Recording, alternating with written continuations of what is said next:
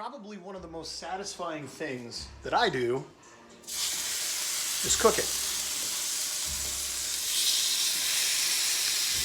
I do it for a lot of different reasons. I do it because I like good food. I do it because there's always some nuance or something interesting to learn. Most recently, what I've been doing is trying to emulate what Chick-fil-A does so well with their chicken.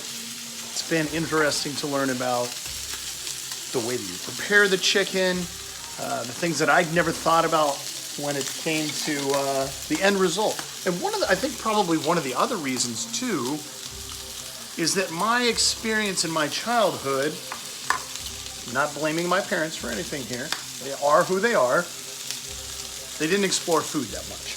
We had food, we had plenty of food, I was never hungry, I never was for want, but there were a lot of frozen pizzas and a lot of frozen burritos, and things were very practical. And I think that's where my desire to be practical comes from. That being said, you can also make really good food really inexpensive. So for example, today we're doing a little broccoli, a little bit of steak, a little bit of couscous.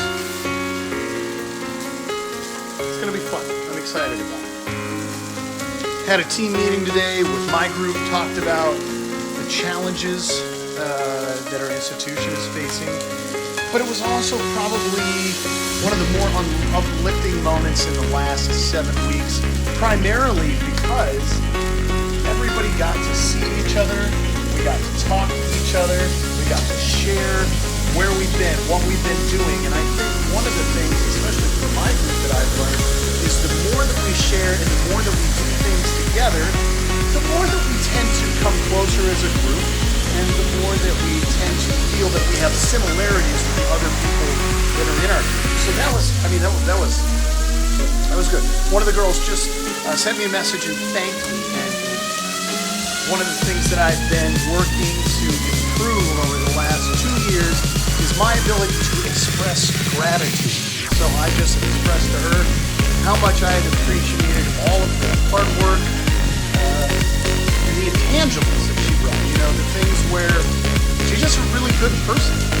Being a really good person and having strong core values have rubbed off on the other people that are in the group. She's been a fantastic leader, and she's been consistently there from day one. Funny story, I told the girl that was doing all the recruiting stuff back in the day, make sure you include Maine, which is M-E. She included Nebraska, which is N-E.